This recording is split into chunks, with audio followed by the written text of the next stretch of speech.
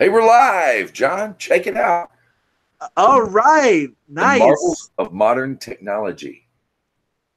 At least something works over here on YouTube. Something's working. I know that. Yeah, go ahead, Jim. Take it away. Here's the opening spiel, folks. Welcome to the Orphans of Avraham. John Gishla and James the Idol Smasher with you on our weekly Thursday gathering to talk all things Torah and other stuff, whatever. Join the Orphans of Avraham if you watch the show and you like what you hear and you want to get involved in the conversation. We're on Facebook at the Orphans of Avraham, and until we can find other accommodations as far as social network goes, you can also find us on Hangouts. We've got the official Orphans of Avraham chat room. It's always open. It's always there. And of course, every week we have one open. It's the title of the Hangout as well. You can always find links there to get in and join us there as well. John, how you doing, sir? How's life treating you? I saw the Shazam movie. You wanted a review of the Shazam movie.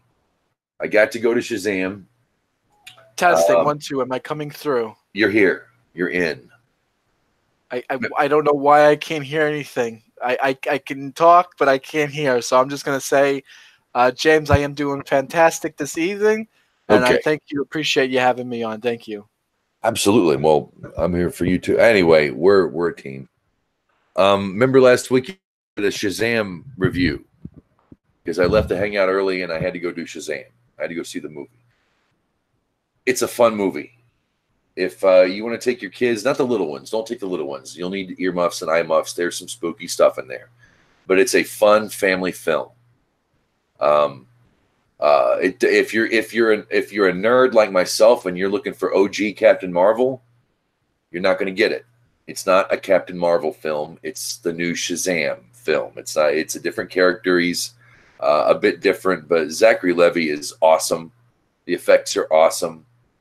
The players are great. It's a good film. Oh, excellent! Yeah, I saw your review. You kind of dissed on the rival. I guess there's two different versions. I don't keep up with comic books, so. Well, yeah. There's like they tried to remake the character, and it just kind of it took away from. Well, one of the things about Shazam is his name stands for all these different immortals. They give him great power. Right, and one of them was Solomon. Achilles and stamina of Atlas, power of Zeus, courage of Achilles, and the speed of Mercury. Well, I'm always rooting for the wisdom of Solomon. You know, sure. He says the magic word. And he's a wise man. And they kind of dropped the Solomon issue with the new guy. They call Shazam. They don't call him Captain Marvel anymore. So yeah, I was a little miffed. I was actually very miffed on another channel. I put that up on. I was a little emotional. Grumpy old man, grumpy old nerd. But no, it is a good film. It is a good film. If you're a Captain Marvel fan of old, you're not getting that. They'll try, but they pander a bit, which is nice. Fan pandering, hey, pander to the fans all day. I don't mind. However, yeah, good film. Can you? I have my 2-year-old in here who's listening to the Warner Brothers theme over and over and over. Honey.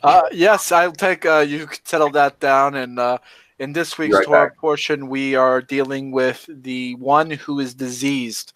So it's usually translated as sarat. Sarat is usually translated as leprosy, and Mizora is usually translated as like a leper.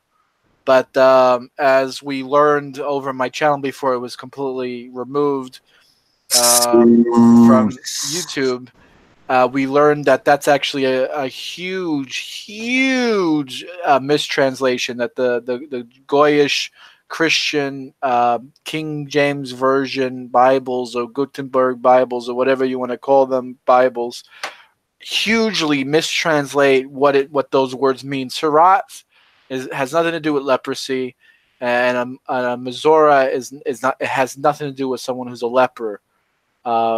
The translation should be correctly. Sarat means like one. I guess you can. I guess the word is really a sentence. You would say an afflicted person, someone he who is afflicted. So someone who's afflicted a spiritual illness, like an illness that's afflicted, and a Mazora means someone who's carrying a disease, a diseased person.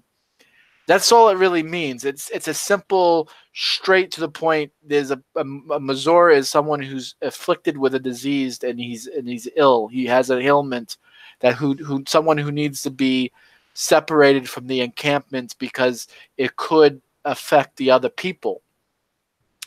I discussed this because what's beautiful about this, and to summarize real quick, is that the cure, the punishment, the sin, the remedy is all in one. It's all one.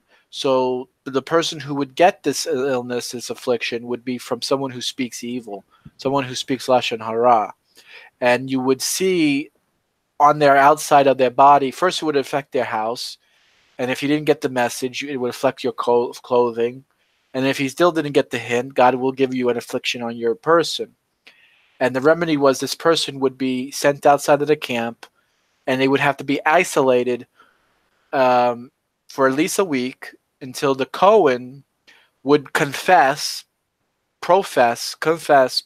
however word you want to use, with his speech, with his words, that you were either clean or unclean. And of course, clean and unclean has nothing to do with whether you're covered with mud or whether you took a shower. Again, the term has nothing to do with that. It's like people who say pigs are unclean because the Bible says pigs are unclean because they're filthy, nasty animals. That's not what the Bible says. That's right. Pigs are they're actually very intelligent, very smart, very clean, very well-behaved animals. Probably more so than humans, to be honest with you. But that's the cure, like I say over and over, and the cure, the punishment, the disease, the remedy, it's all in one. So the Cohen would speak with his words because a Cohen was a loving person, and therefore someone who was inflicted with tzaras was an unloving person. Why was he unloving? Because he committed enmity. He put enmity between one person and another. He spoke bad things, causing division and strife. So the Aaron, the high priest, the Cohen Gadol, he would then come and confess with his words that you were repented and that you were a clean person, that you were a good person, that you were healed. And the evil speech was nullified by the positive speech. So good speech can destroy bad speech. And that's why he was outside of the camp, because he couldn't speak it to anyone. If you can't speak to anyone, you can't speak bad things. Go ahead, James. Take it away. So that's that last week's Parsha, and this week's Parsha talks about the ramifications of what to do with the mamzera. So last week was about the speech. Today is about the person. And you're right. It's a lot more than, because I was kind of wanting to talk about of course, Lashon Hara, evil speech, scandal mongering, tale bearing, whatever you want to call it. But the Parsha deals with a lot more than just tzaras. It deals with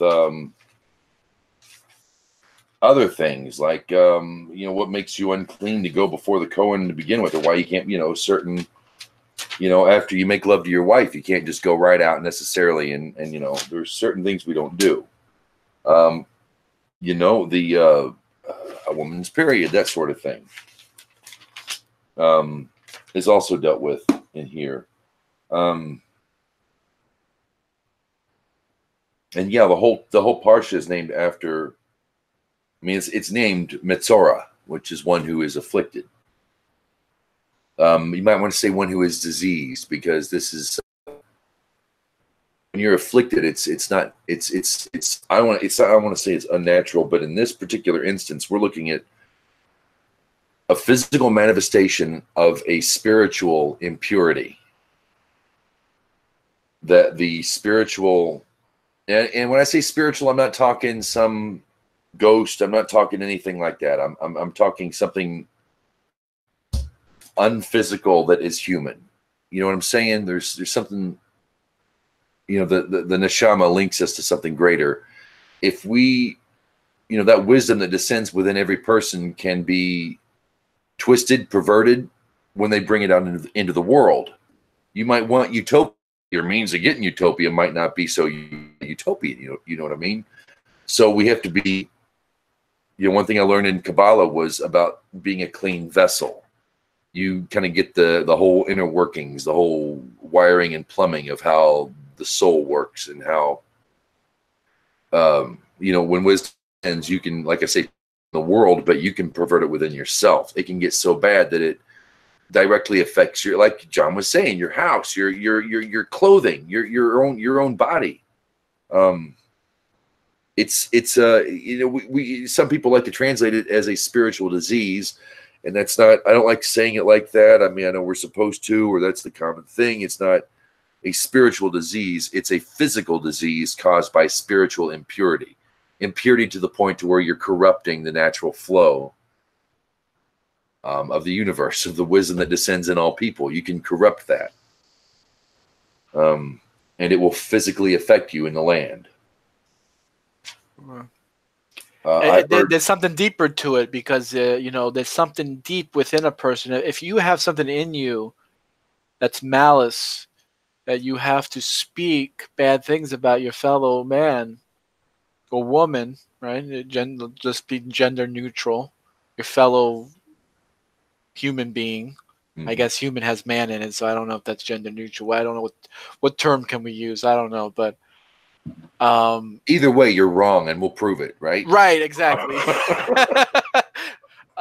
There's like that's a very abstract thing, it's sort of spiritual. Your words, your speech is something there's something spiritual about speaking, because when you think about it, it's like we're the only mammal, living, whatever thing that has communication in such a way.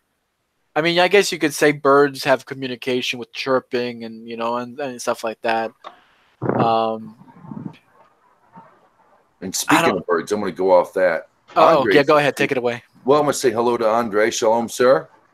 Veer coming, bienvenue, welcome. Glad to have you here, sir. How are you? I'm doing good. Just getting off of work, everybody. Shalom, shalom. Shalom. Welcome to the end of the grind. Yes, sir. I'm tired, but hey, it's a new day. It is. We're talking about, of course, the Parsha Mitzorah and all the things involved in it. John was bringing up birds, and I always found I joined a Noahide class for a few weeks, and it wasn't my cup of tea. And one of the reasons why is when the rabbi was gone, the lead Noahide guy took over, and he started talking about the offerings made and to get rid of tzaras. And I'll just go ahead and read to you just one paragraph. It's Leviticus 14:30. He shall then perform the service of one of the turtle doves or the young turtle doves, for whichever his means are sufficient. Of whichever his means are sufficient, one is a sin offering and the other an elevation offering, along with the meal offering, and the Kohen shall provide atonement for one being purified before Hashem. This is the law of one in whom there is a tzaras affliction, which means whose means are not sufficient, but sufficient for his purification. It gets. I think we get a little deeper into it later on, but what he has to do, the technical difficulties or the technical aspects come later in the Torah. But it's turtle doves that are offered, and this guy said that the reason why is because what do you hear when you go outside? Just a bunch of gibberish. It's just a bunch of birds gibberish. They're just babbling on and babbling on and babbling on about things. That's why we offer birds. And I thought that's the most ass backwards thing I've ever heard in my life. How much thought did that take to come up with that conclusion, which I haven't heard anywhere else? To me, you have a narrative speech with birds. I mean, they have a song speech, and what one person might see as babbling, I would see as an interwoven network of communication. We've seen how birds in a flock, they fly. It's almost like they have a hive mind. To me, when you evil speech, when you scandalmonger, when you talebear, you're actually disrupting that network. You're perverting, impurifying that network. And that, I think, is what has to be both a sin and an elevation offering. You have to accept your sin, but you have to elevate your soul at the same time, so you don't do. I mean, that's a head thing you're going through when you evil speech, when you spread gossip and stuff. That's you're perverting an open line of communication. And for me, that makes a lot more sense than birds babble. And we have to remember that birds babble, so God has us offer birds when we have tzaras for evil speech. That makes no sense. Go ahead. Would that go along? Would that go along with the evil tongue? Yes, sir. I can't. They're equal. Because the thing is, what I've noticed, a lot of times people speak about things in a manner that they shouldn't even be speaking about. You know, the talebearer. You know, sometimes, and I'm mindful of, especially at work, of my communications with anybody when it's conducted. I mean, I have to think when they look at me like I lost my mind because I don't react to anything. I just have to think about it, chew the cud, as they would say, about the evil speech, because I just don't want to be in that sin. Mm-hmm. Yeah, I would agree with you there. I mean, I would say speech that doesn't even involve you would be wrong for you to. I think that's actually, if I'm not off the top of my head, I wish Rabbi Asher Mazer was here, or Rabbi Gav Konstantinov. He would give us more information. I think it's halacha, if I'm not mistaken, that a Jew is not even allowed to. Go ahead, Andrew. You sound like you knew the answer before I was even. It's a yes. It's a Torah violation to speak evil. No, absolutely. Even there's even another halacha separate from evil speech that says that you're not even supposed to interject yourself into topics that don't even involve you, even if they are true. Right. Yeah. So. And that goes along with what you were saying. Yeah, and just with my own personal development, right. we have a tendency to just instinctively just get into that type of communication. Mm-hmm. You know, in the workplace, let's say for instance the news, the hot topic now, it's the president. And you know they might say something, but it's come to find out. Oh no! Let me take that back. Let's say, for instance, a police shooting, and people are so quick to jump against the police department, and when you find out all the evidence, you know it's a totally different story. So myself, I try to just be quiet because I don't know all the facts. And it's logical not to.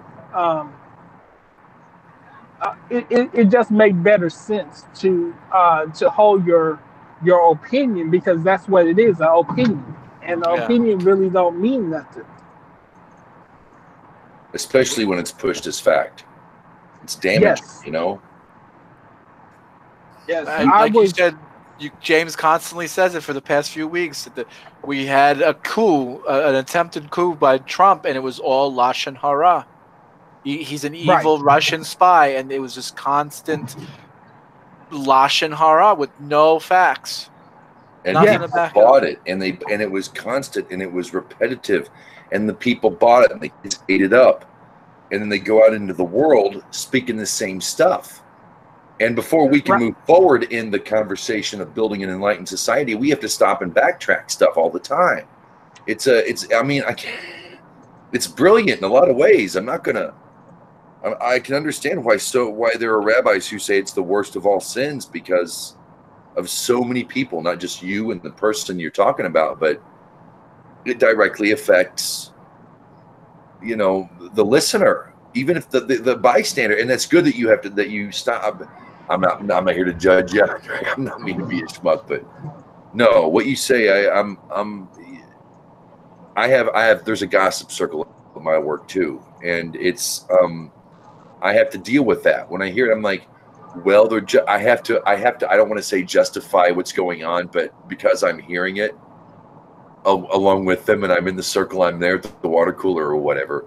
I have to take what everybody says and backtrack it and fortify it, if you will, with, well, they're just trying to understand human nature, or they're just trying to protect the girl. They don't want this guy to, they don't want him to do her wrong. I try to elevate in my head while I'm hearing it, because I know I can't hear that. Put your fingers in your ears if you have to. Welcome, unknown. Welcome back, I should say. Been here a few weeks. We don't know your actual name, but we'll just go by unknown. So shalom and welcome to the group. Go ahead, Andre. You're talking, sir. There's another point to the evil tongue, is that's actually killing the person. Because let's take, for instance, the president. All the evidence says in that report, he didn't collude with Russia. Right. But the damage is done for almost 3 years. It's been pumped through the media, through every aspect of life, that this man committed this act. And no matter how hard people well, he didn't do it, people still believe he did it. And that's how the evil tongue affects the community. And on a secular level, we see that. But just imagine a developing community where people are living together, and a rumor gets out. Mm-hmm. And it actually destroyed communities. And in biblical, when the children of Israel was in the wilderness, that was detrimental to the development of the society. Yes. And we see it now today more than ever. It's rampant today, and it's going to cut the wheat from the chaff, I tell you. Yes. There's one born every minute, and as much as I'd like to be out there, informing people and the like, I can't fix human ignorance, and when we get together, we're like turkeys, Right. Welcome, Asher. Shalom, Rabbi. Welcome to the group. Hey. So what are you guys talking about tonight?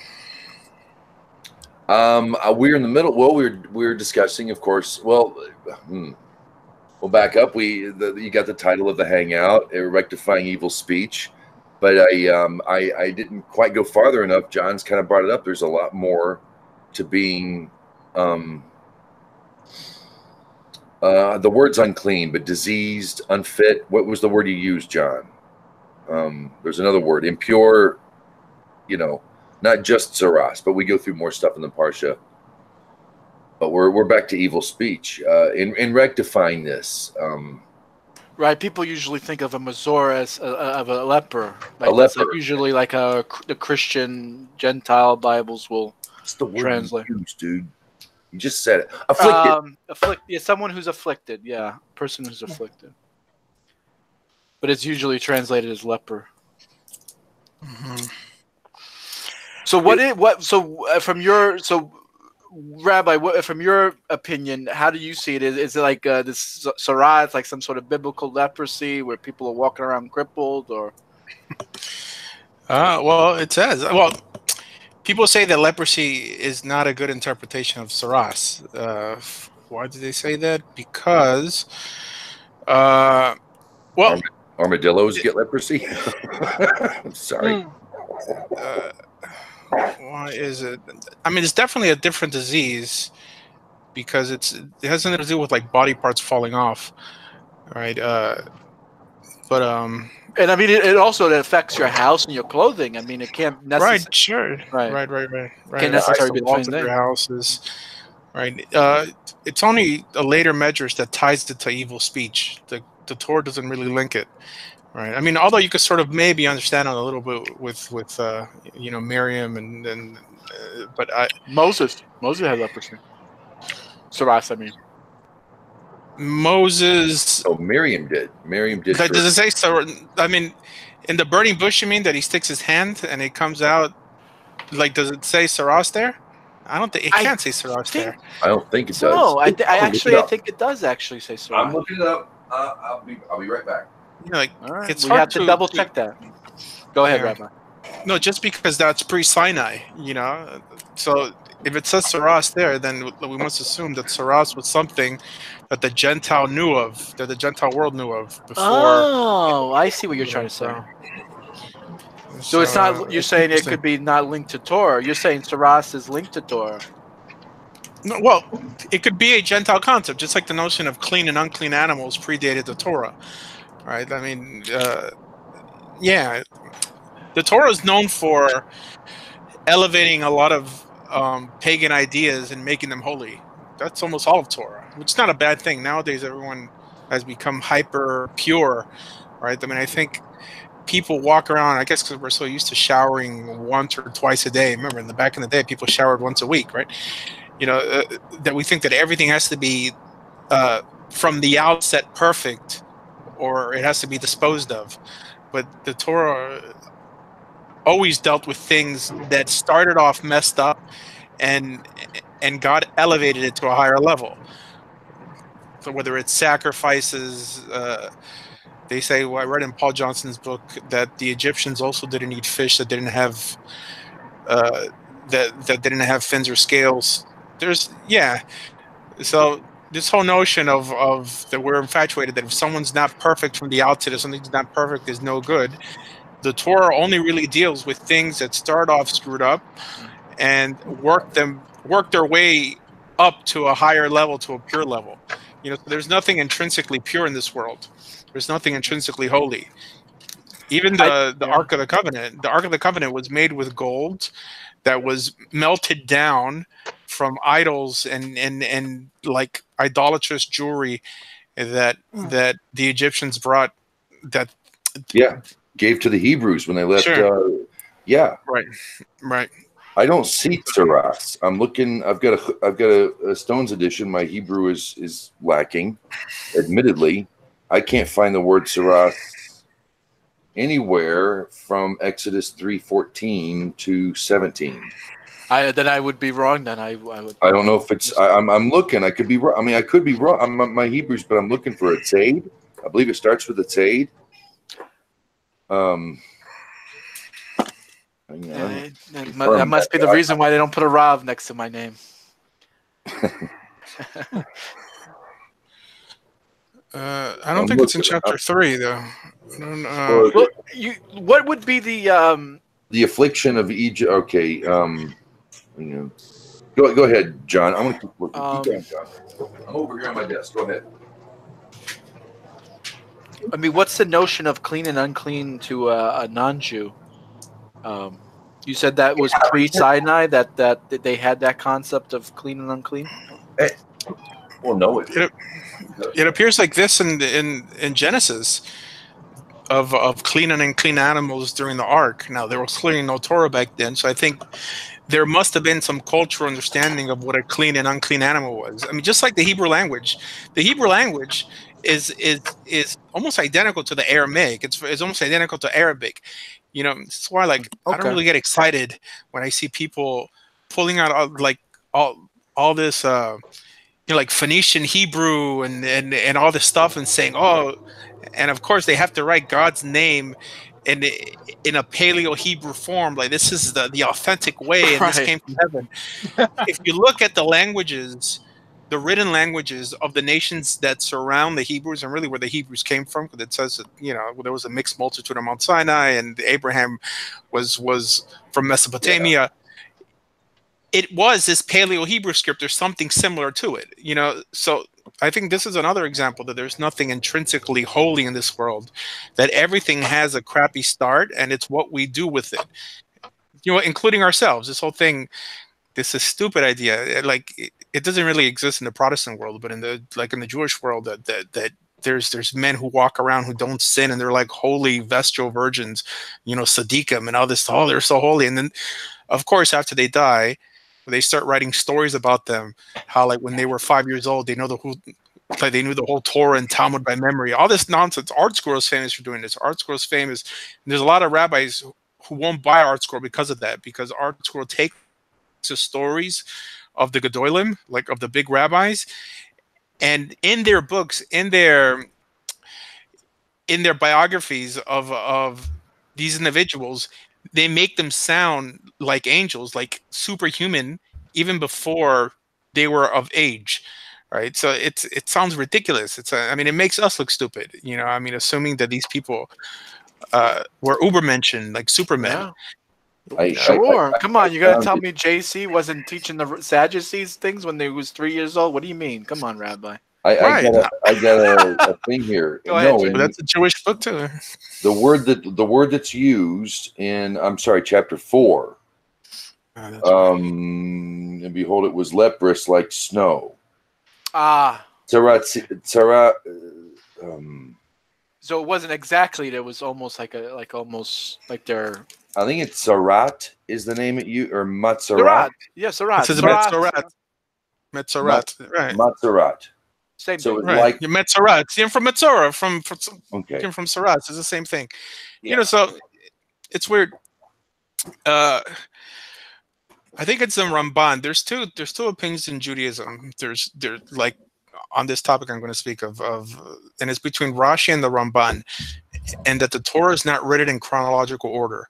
And this would go even further, that when it was written, it was written with the language that the people it was written amongst would understand. So there's words that are used even before the concept appears in Torah, like this, like in Metzorat. That's one way to look at it. Rashi says the Torah is in chronological order. I may have it backwards, but I believe the Ramban, Nachmanides, says it's not.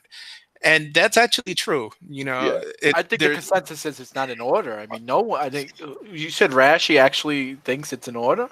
No, the Ramban. Go ahead. It's not hard to believe that the Torah is not in order, right? But there are some passages that I'm not talking about Genesis, right? I'm talking about like between Numbers, Leviticus, and the end of Exodus. Sure, yeah.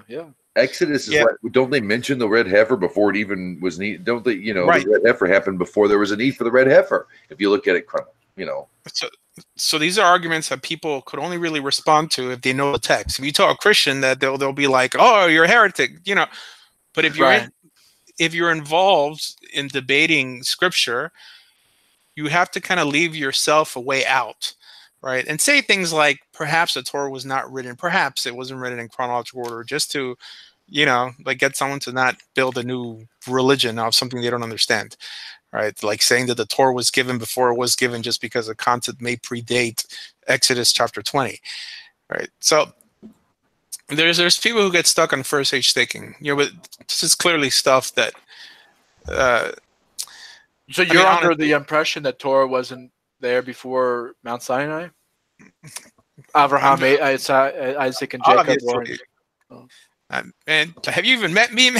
I don't think I ever heard you speak about the topic. I've watched you for years. I don't think I ever heard you speak about that. Of course. That's the biggest mumbo jumbo to assume that. Okay, one is the narrative of the major events in Torah. That's chronological, right? Mount Sinai didn't occur in Deuteronomy chapter 30, right? So that. No, I'm saying they didn't have a concept of the commandments of Torah before it was solidified as a book, I guess would be my question. Right. Well, not just that, but they didn't have a concept of God. But the God that Jacob knew was not the same God that the Israelites or the Hebrews met on Mount Sinai. Oh, okay. Yeah, I absolutely agree. Okay, that I agree. Okay. Okay, I don't get that. Is it because Okay. I'm the thing is, about Jacob's ladder when he said he saw messengers going up and down from heaven to earth. Is that because he couldn't handle seeing what Moses saw or what Israel recognized at Sinai? Why would you say that? I'll shut up. But I mean, that makes. I would like. If you look at it like from this perspective, that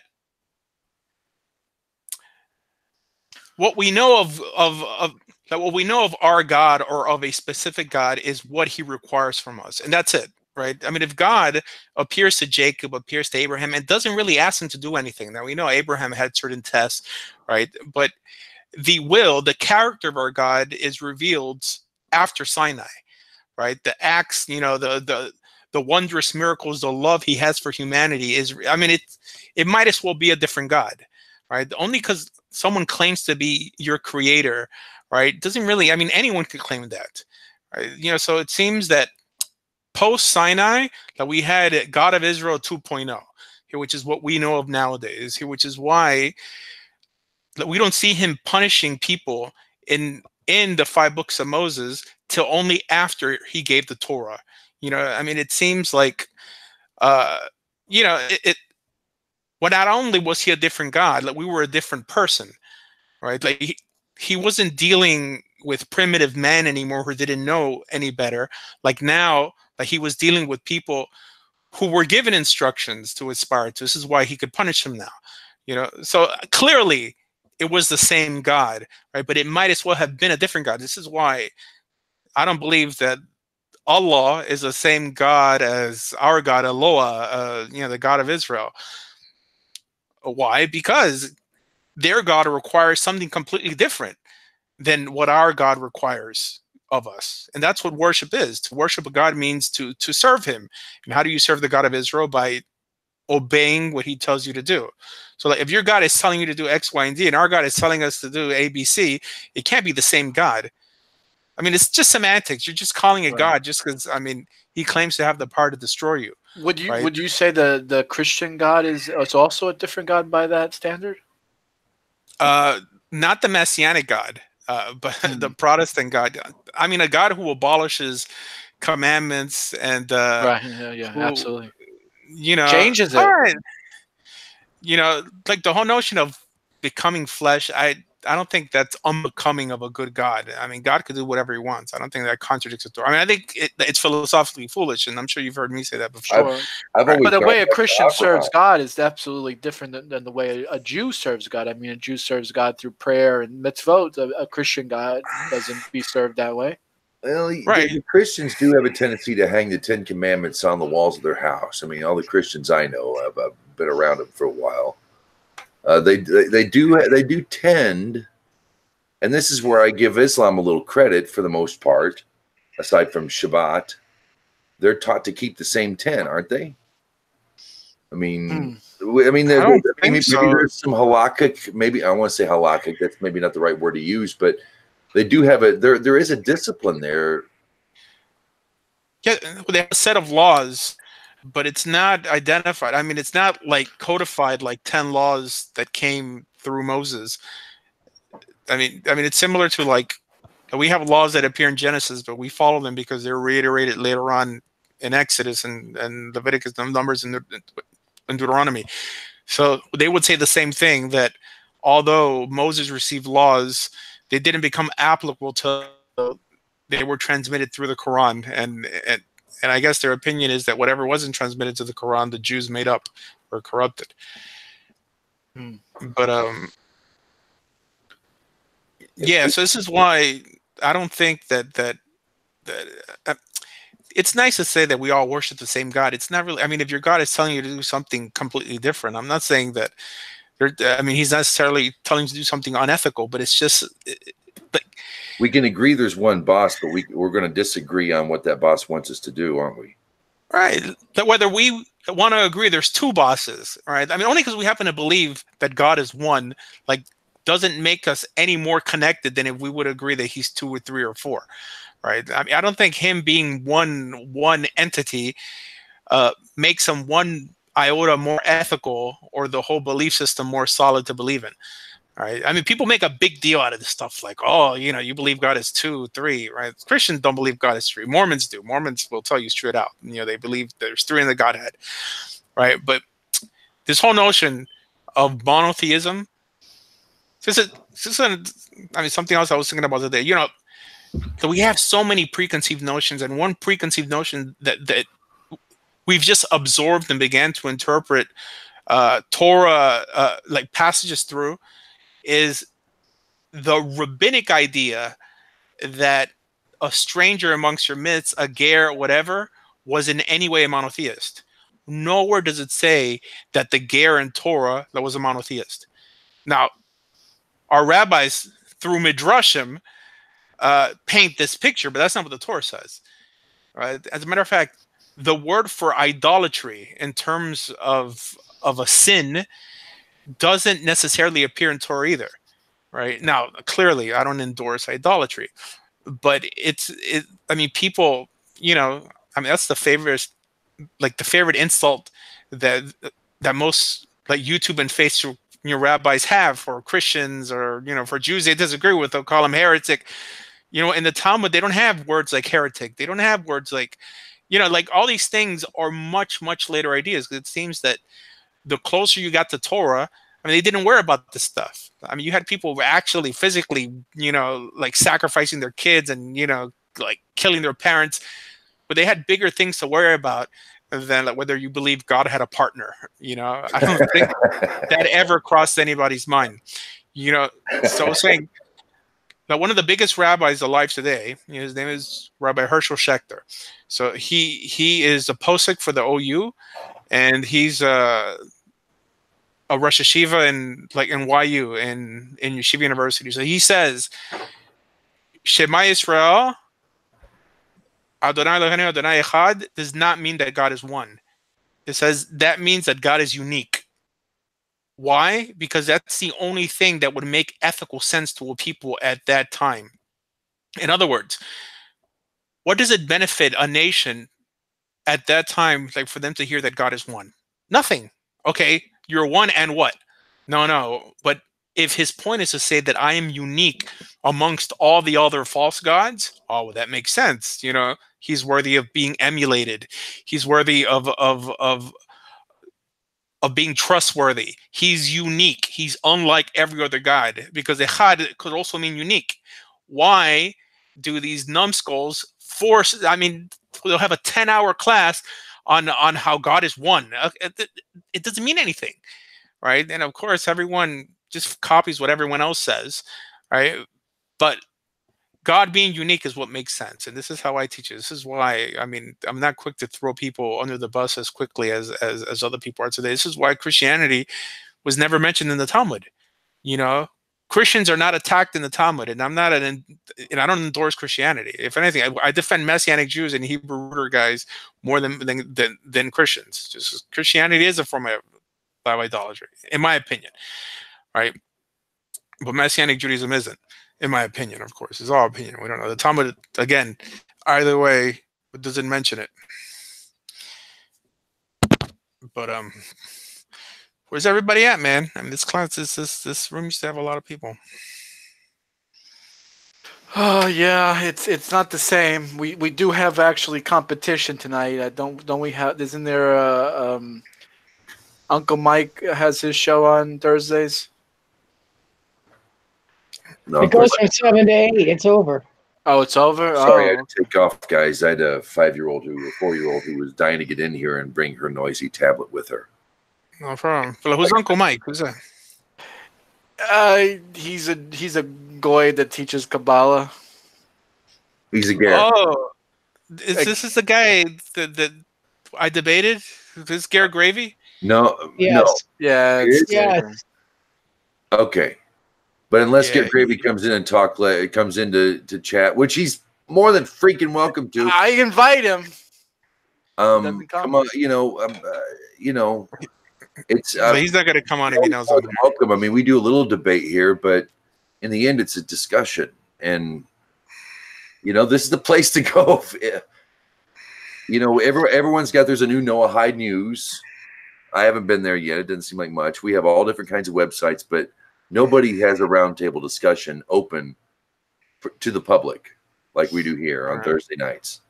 Well, Gary Gravy does something that's really frustrating. Like he's part of this movement that tells people who have already converted, they're not real converts, that you can't convert, that your only hope is to be a ger, right? Of course, he's broken away from David Katz, and this is like the early, like formations of Christianity, like right when they broke away from the church, right?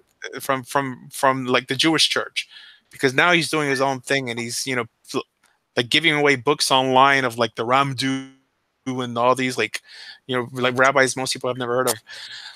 It's just whatever. Anyways, like, he's very that you can't actually sour convert? with me. That's his philosophy. Right. In many ways, he's Ask been very him. good to me. He's a nice guy. And everybody over there. Well, I don't know. He hates my guts. I don't know. Because I I'll swear tell you to why. God, and this is, I know this sounds like, tripe, but dude, Asher, Rabbi, you and Rabbi Katz have far more in common than either one of you two want to admit.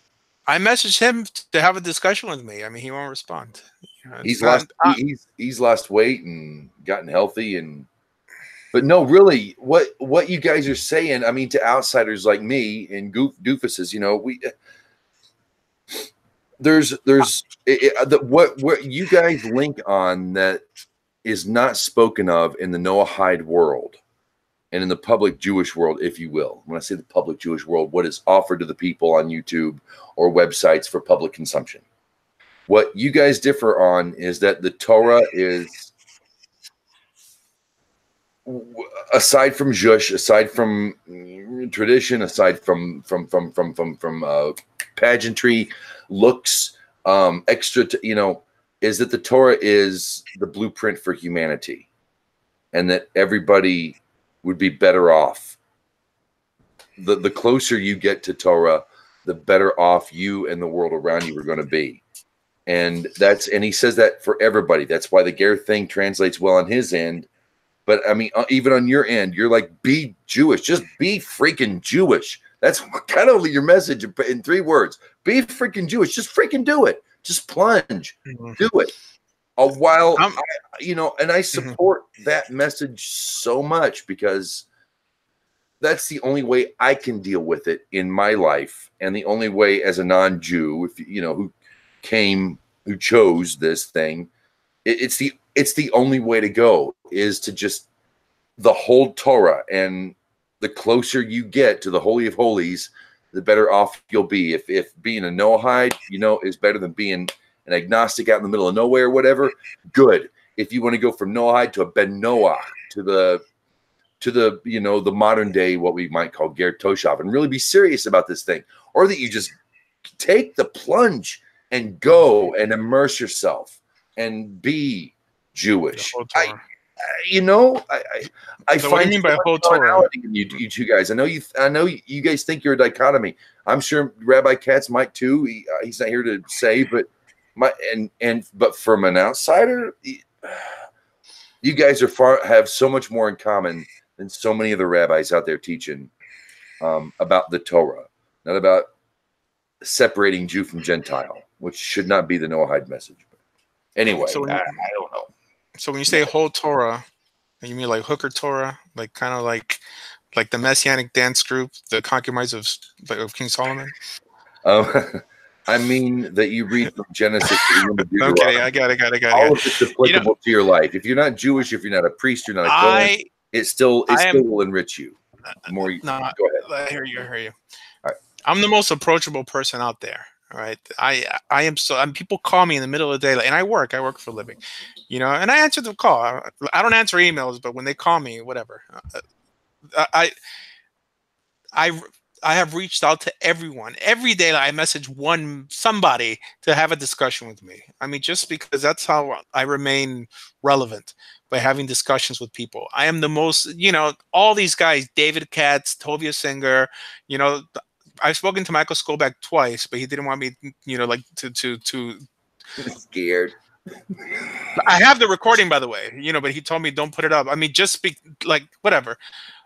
Rabbi Aro Bar Sadok, I spoke to him. He told me not to put up the recording. But they didn't agree to be recorded. But this is why, like Garrett Gravy dislikes me. He didn't know that I was recording him when he called me. So he called me, and if you listen to the debate, he's like, "Oh, hi, my name's Mike. Let's study Torah together." And he said, whatever. So then, of course, I record all my calls. There's an app, if you have an Android phone, that any call that comes in, it could record automatically. It's a free app. And I protected myself to this because many times, I've gotten great phone calls, and I'm like, oh, I wish it would have been recorded, but anyways. So I recorded him, and I wasn't even going to put it up, but in the middle, he even cursed, like during our discussion, like he lost his cool and everything. So I said, this guy's kind of a jerk, so I'm going to put it up. And also, I was dying to put up a debate with him, with a Ger guy, because no one, no one from the Ger movement wanted to have a recorded dialogue, So then I kind of forced that one, and I forced what's the guy's name? Russell Kirk, whatever his name is. That's what I caught. That's the Russell Kirk. show Yes. that I caught. Russell also was actually really good to me too. They're bad guys. Here, look. Do not teach on Facebook or on YouTube if you're not willing to have a dialogue with someone to challenge you. Because if not, it's just a monologue. So all these rabbis could spew as much nonsense, or all these teachers could spew as much nonsense as they want, because no one is checking him. Dude, like, who's to say there? I would trust myself to have a debate with you on the Ger thing. I think we could have a really. We should schedule that. No, I'm dead serious. I'm just inquisitive, and I ask a lot of questions, and I have my own philosophy. I don't claim to speak for all of Orthodox Judaism, just because there's so many different types of from the Rambam people, like to Hasidim. There's so many different ways of looking at it, right? But I think that if you really think you know your stuff, and I'm not saying you, but I'm saying anyone who's out there confidently calling people names, right? So have a discussion with me, and let's see how far it goes. Now, so far, I have over 800, and I feel bad with what happened to John and his thing. That's messed up that they deleted your channel. Boo.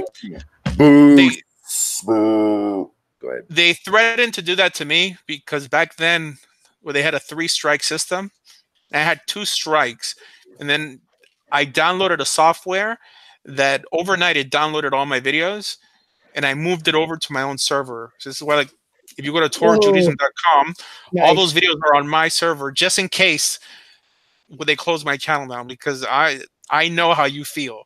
And you had 400 videos? I have 800 videos. If I would have lost, 15 years of videos, I'd be upset too, Well, they said they were going to do this when they're shutting down. And they said it was going to start in April, so. That's Google Plus. That has nothing to do with YouTube. Yeah, why would and the thing is, if you were, if you were radical, I could get it, but no, because YouTube now has an People algorithm. abuse the system. Go ahead, Rabbi. YouTube has an algorithm for how they determine what's inappropriate community standards, whatever. 'Cause that's what they did to me. It was a video that my wife did that it was in German. Like, she translated one of my videos into German, and then word "die" was in it, like DIE, and then Islam. Yeah, that's a German word. Die means not die. It's but because the algorithm picked it up and it saw Islam and saw die, they put a red flag on my thing, and then they put another red flag. So I started deleting all my Islamic videos. That's the word for "thee" in German. Right. So it's quite stupid. So it would behoove you on Orphans of Avraham to take all your videos and just have a copy of them on your computer, just in case, right? Or replicate them, open up another account, or there's other video sites that you could at least have them there as a backup. Because this is, I'm sure there's people who've killed themselves, because it's like throwing away your whole life's work. If you have, look at this guy, InfoWars or whatever, they deleted his channel too, right? So it's soon everything is going to have to be, run by like on private servers. I have a server running in my room right now, because I don't even trust anybody anymore. It's like whatever. Smart. But yeah, anyways, I was saying I'm the most approachable guy. Anyone out there, and you guys have seen it. I mean, I've challenged the whole Tanakh Talk crew. The Rabbi Mizrahi. I have a screenshot. The Rabbi Mizrahi said that he doesn't want to waste his time with me. All these guys, Yaron Ruvim, I have a screenshot. Because they all call me names. I just want to talk. Okay. I may not be the most articulate guy in the world, but I know what I believe and I could explain what I believe in a clear fashion. That's it. And this is what drives them nuts. It would be a lot better than post. What do they do in Jerusalem? What are they doing in Israel? They just post posters up. This rabbi says, right. Yeah. You're so 17th century. Adios, dude. What? Because they don't have internet like in Meir Sharim, so they have those white and black posters, and they're like, this person's move on and move up in the world. Good grief. That's the one thing that turned me off.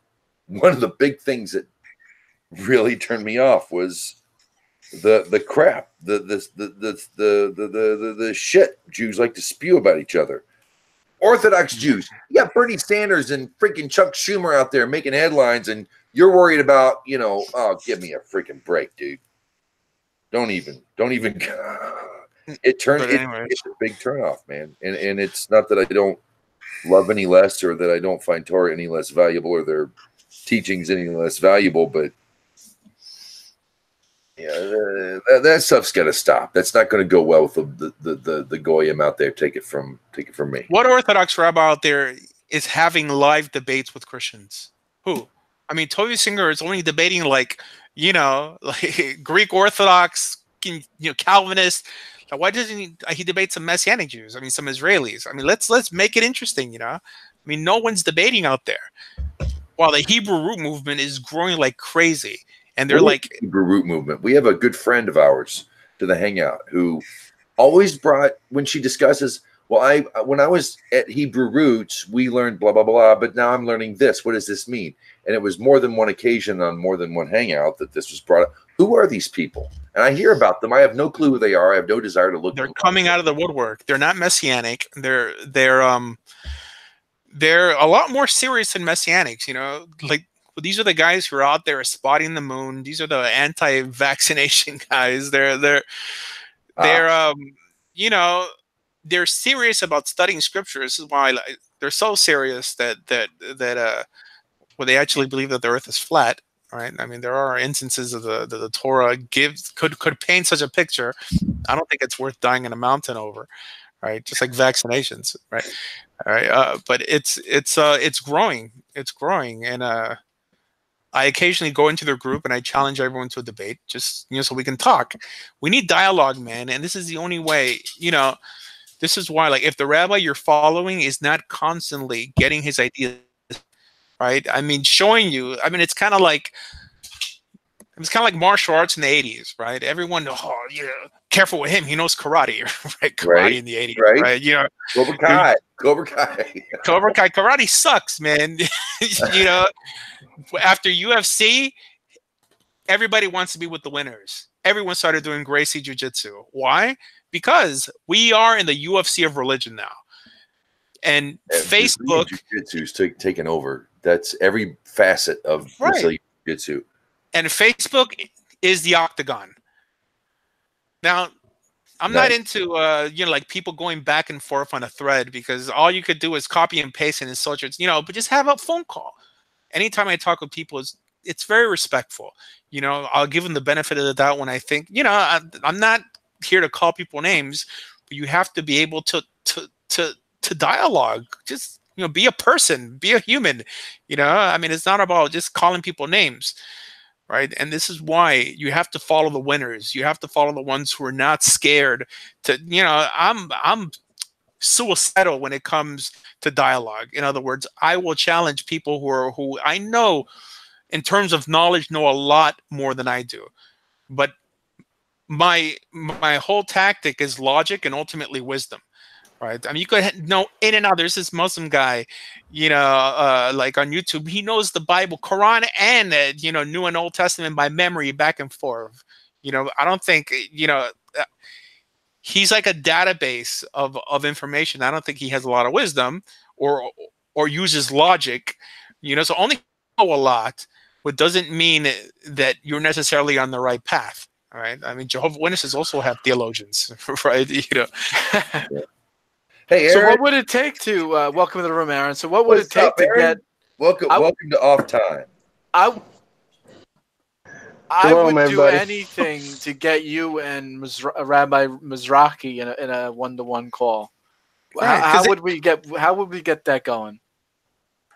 But he's been would he do it for fun? I mean, would he do it if he raised money? He doesn't debate. He only debated this Christian guy once, like through a pamphlet, and it was a guy who was some guy they ran into in the street. Here, look, he doesn't debate. Yeah, we had a debate. No, I'm dead serious. I could debate you because you're there for the thrill of it. You're there for the love of the bout, not for the trophy, not for the belt. Right. I could do that because I think there's a great foundation in it, and I'm not worried about you. Right. I don't feel. I think we agree. I mean, I'm not even trying to start a fight with anybody, but I think we agree, like in the vast majority of yeah. See, the thing is, you can't be so rigid. You have to leave yourself open a little bit, or then like you'll break instead of just bend and wobble. Yep. Right. And I think that's a tactic. Because like a Messianic could go into it having all these preconceived notions that he thinks what I already believe. Right. He's like, oh well, you believe this. I'm like, no, I don't believe that. You believe the whole Talmud was given on Mount Sinai. I don't believe that. And they're like, whoa. It's kind of like, like he just got punched. Because I mean, he doesn't know where to go from there. I don't think the average Jew actually knows what he believes, right? Because there's so many different ways to go. This is why these guys don't debate, right? This is why Mizrahi doesn't debate. Also, when this is how you make your money, and these YouTube rabbis, this is their main source of income. It's too much to risk to have a dialogue that could make you look ridiculous and make you lose all your followers. I mean, honestly, like who wants to follow a guy who that his ideas can't last 3 rounds? You know what I mean? But if the guy doesn't have to fight anyone, then he never has to lose, right? Or so that's the main reason I know people don't want to debate, because it's too much of a risk. And they could walk around saying they're undefeated because they've never really picked a fight. But I'm like the Tank Abbott of the religious world, toothless, and I'm just like, like half drunk there in the octagon. What about that? I'm subscribed to him. I kind of dig him. I think what's his name? Rabbi Dror.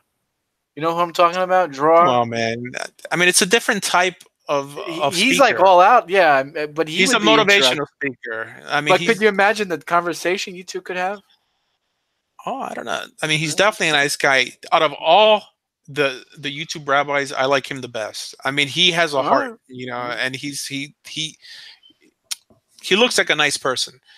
You know what I mean? Yeah, Rabbi Mizrahi hates him. Hates his guts. No, Mizrahi looks like a jerk. I mean, he just looks like the freaking Israeli who's going to sell you a car that doesn't work. It's a freaking, the Rabbi Dror looks like he's, like he's high. He's like the beach bum, They went after him once. Seen that movie? Which one? Beach Bum? Yeah. I didn't even know there was a movie called Beach Bum. Yeah, it just came out like 2 weeks ago. Snoop Dogg and Matthew McConaughey. So was Shazam good? It's a great family film. It's a lot of fun. If you're an OG Captain Marvel fan like myself, my girl, it's not your movie. If you're an OG Captain Marvel fan, it's not your movie. It's the new thing, but it's a lot of fun, and it's good for kids. It's one that not little kids, because there's some spooky stuff, but it's something you could take the family to see. It was a lot of fun. My old girl wants to come in here and have fun. Excuse me, I'm gonna. Okay. So yeah. So I said a few things on my Facebook page Okay. like this week. As these ideas just pop into my head, I mean, I sort of like just spew them out. Hold on, I think we have something to talk about here. Let me, you know, Passover's around the corner, so Yeah, we're going to do a Passover hangout next week to just discuss it. all right. Day tradition. So the last thing I mentioned was that the job of clergy is to give over data, not advice. Okay, Clergy, you know, clerk comes from clergy. yeah. Well, I mean, clergy is just, you know, any rabbi, any preacher, any imam. These guys are not marriage counselors. They're not psychiatrists. They're not psychologists. They're not therapists. A lot of these guys, only because you learn Torah, let's say from a Jewish perspective, if you study Talmud every day from morning to night, how does that equip you to give marital advice? How does that equip you, you know, to help someone deal with loss, right? I mean, that equips you to reiterate a law in the Talmud or to in some way quote a passage from Scripture, right? But like nowadays, people seek advice from people who are not equipped to give advice. Yeah, so this is why it's equivalent to a judge in the United States, or at least for sure in the Supreme Court, whose job is only to reiterate and interpret the Constitution. That's it. You know, like not bring in their own personal baggage and, you know, and social justice and all this stuff. No, your job is to interpret the law, to apply the law. That's it. You know, it's who was it that said, who was it? There was wasn't there someone, a famous rabbi who said that, and a much later interpretation, but that a rabbi is to be like a shepherd. Excuse me. And that's been in the Western world taken to its extreme. But wasn't there someone that once said that, you know, the Jewish rabbi is there to shepherd the Jewish community together? And I mean, that may be a Kabbalistic thing. Maybe, but Westerners do. I mean, look at the Gaelics. We had our shaman who were basically gods. But you go to the Vikings and their gods were actually things that lived in the sky. You had all these different, but, you know, God things. Anyway, I was just wondering. I don't know where I was going with this. In the old days, what with the Levites and the Kohanim were like the people, were the teachers of the community. I mean, just because they were the ones who had time to contemplate life and you know, like Torah and this and that, while the average person had to work 6 days and just had 1 day to rest. Yeah. Right. But I mean, nowadays, that people are actually capable of focusing on a certain topic. You know, I'm not of the opinion that the Torah has the answer for everything. Like if you're going through depression, the Torah has the answer. No, if you're going through depression, you should talk to someone who knows how to deal with your situation, right? And I'm sure that there's a lot of people, religious people, who've been given terrible advice just because some 20-year-old kid at a seminary or at a yeshiva is playing therapist or psychiatrist. You know. Well, it's, you know, in the Goyim world, in the Christian world especially, you know, it's a very shepherd sheep thing. There, you know, and these are good communities. I'm not knocking my forefathers, but that's kind of how the way, you know, the guy who spent the most time studying God's word, and, you know, the minister, especially when you go out west to places like Texas and Oklahoma, Colorado, you know, it becomes a whole. I mean, anybody could be the conduit. It's like that's more in the Catholic world. We're missing the priest. We are missing the Kohanim. We're missing the whole Levite notion of Torah. We're missing this. It's non-existent, and that's what the world is obviously thirsting for. And we turn rabbis into priests, and I don't mean to say that in a wrong way. I don't mean to say that in a disparaging way, but as a matter of fact, we've elevated a lot of, you know, and you lost unknown too. We've elevated these guys to being something they're not, and we're thirsting for something we don't have. And that one thing we don't have is that priest. And that's the only way I think the Messianic era, the only transition humanity has to make. We need that. That's what humanity wants. They want that. They need it. They thirst for it. They make it up when they don't have it. And that's why we got all this goofy shit floating around the world today, is because we have to make it up. We get nothing to lead us. And the rabbis are there. Yes, you need the judicial. You need the Sanhedrin. You need Jewish law. Absolutely halakha first. But that's not the end of life.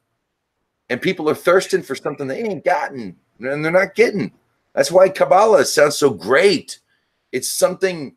There's something there. We thirsted in the desert. We thirsted in the wilderness. We thirsted for Moses, so we made a golden calf.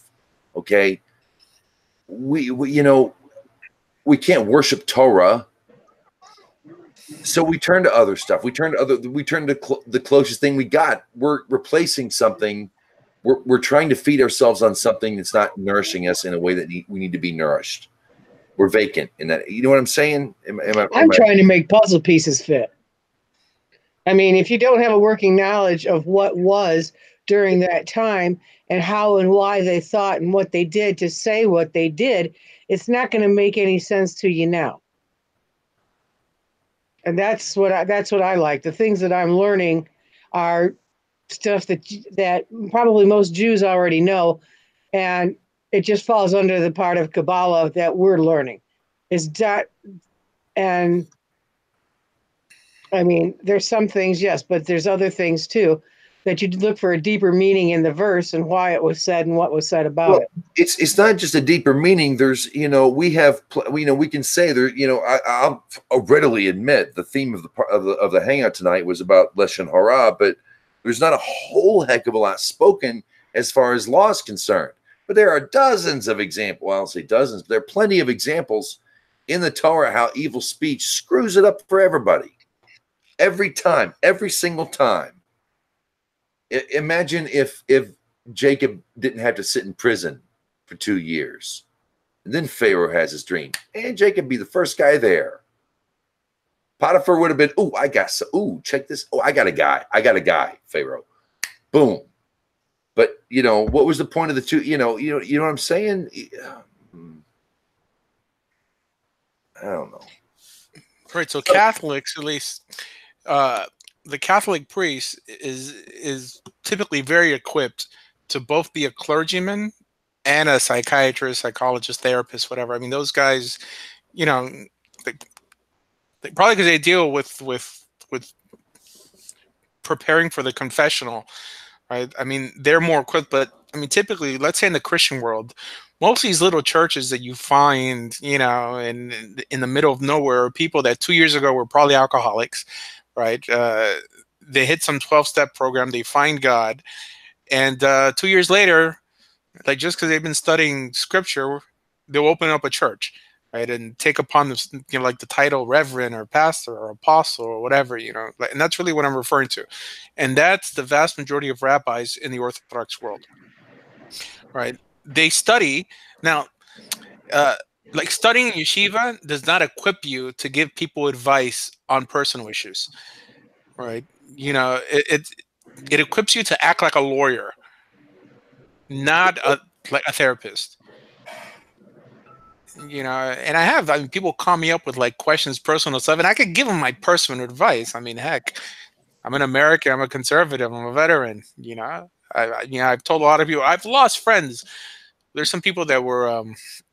Some guy was talking crap about me because he called me up for advice, and I don't know. I kind of like I give a lot of tough love over, like toughen up and be a man, and like he got offended just because he was acting like a little bitch or something, and I've caused like 3 divorces, because people would call me like for marital advice, and I'm like, you better leave that woman now, and they would leave them, because I'm telling you, but this guy called me up once, and then he's like, my wife is a nymphomaniac, and like she's basically sleeping with everybody in the neighborhood, in her job she slept with every man in the town, and they've been married for 15 years.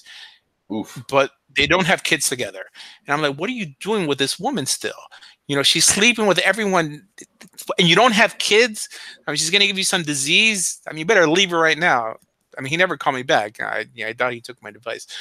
But it's just like, I mean, sometimes I have to play the daddy, you know, because it seems like a lot of people just need a kick in the butt, you know, and I'm good at doing that. I mean, you see how I kick my wife's cats, you know, I'm like, baba. Okay. But I could drop two. There is one thing before we wrap up the live portion or go any farther, I wanted to bring up, and I'm glad you're here, Asher. I wish John was here. Okay. There's a discussion in the media, there's a discussion online about immigration and the right. I'm not saying this in a disparaging. I'm just saying where the conversation's coming from is about assimilation. When you come to America, you have to assimilate to our values, to our traditions, and you know, Ben Shapiro did this thing about the whole greatness of the Western world. I think it's a wash until you get to about 100 years ago. But we talk about assimilation, and I've been chewing on this thing because I understand, because I've been taught by Jewish people for the past 10, 15 years, and because, you know, I've associated myself for the past 20. I understand why we don't say assimilation. There's a reason you don't eat pork. There's a reason why we don't work Friday nights, yada, yada, yada, yada, yada. We can go on and on and on. We don't assimilate. And yet, some of the best assimilators to American culture are Jews. I mean, religious Jewish people here flourish compared to Israel anyway, it seems. And I really began to think about this when it comes to how do you come to a land of liberty where the Muslim has as much right to be a Muslim as the Christian, and that they can be good Christians and good Muslims together, even though they differ. There's a way it can be done. So I thought if anybody wants to discuss the thing about assimilation, you know, my ancestors came over here. We're forced. I don't want to get into it. Okay. We were forced over here and we kind of forgot. And yet when we hear our family, our blood still over there, still living, they might think of us as blood over here, and over here we're nothing. We're not, I mean, Irish, Scottish, we're nothing over here. We're nobodies, but we're special to some place. And I really began to think of the Jewish people. You know, we have to, I know it doesn't sound good. We have to remain Jewish. We have to keep Torah tradition. We have to carry this from generation to generation for 1,000, 2,000 years plus. I can and if there's any way, if there's any fulcrum or any spectrum or anything we can look at when it comes to assimilation into American culture, whatever the hell that, half the people that say that wouldn't know what a tomahawk was if you showed it to them. The American, traditions and Western civil, I think that, because we have a problem with Islam coming in and well, they don't want to assimilate. They want to make everything Islam. Well, don't Christians want to make everything Christianity? Don't they? I mean, really, when you stop and think about it, it's the same message. I'm getting the same thing from both of them. Well, the Christian religion doesn't go around and have it written in their text to kill people and to lie to people and to do certain things that the Muslims do. Like the Quran does. They do translate Hebrew text into the same extremes. That's why queer bashing was such a great thing in the 70s and 80s here in the South. If you don't know what that is, that's where you go to. I know exactly what it is. With a baseball bat and a bunch of your jock buddies. I won't even go there. But that was a thing, and it was okay because it was godly, right? You're supposed to stone them, right? So I'm seeing the same extremes here. Now let's just say the average Muslim wants to come over here and make some money. Do what he's good at. Put his kid through some schooling, get her some college. Maybe she can be better than her dad. Yeah, you know what I mean? I see this, but they're just as extreme as Christians if you want to lump them all together. My thing is if they can, That's if you want to look at a fulcrum of assimilation before you can go to Islam or the Muslims. I think the Muslims need to look at the Jews. What happens when a Jew assimilates completely? He becomes Bernie frickin' Sanders. He becomes Chuck frickin' Schumer or Amy Schumer. They turn into the lowest, or otherwise great Jews. You become even the cool ones, like Mel Brooks. But when a Jew goes Jew, when they're free to go full Jew on here and study Torah and try to keep a good life. There's got to be I think that the Jewish people are a great fulcrum for those who want to assimilate and carry their culture over.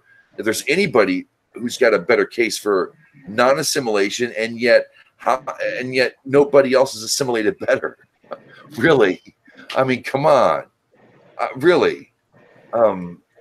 Even ones who don't go off the derrick, who aren't, who don't reject God, it's no better place. That was another topic I wanted to bring up as far as immigration and how we view the stranger versus the nochri. As an American, using Torah as our guide, being good Americans.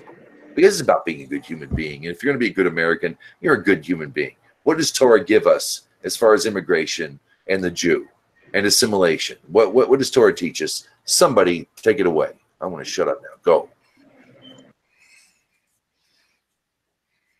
1, 2, 3, and go. All right. So, I mean, I missed some of what you said, but what does the Torah teach about assimilation and being a good citizen?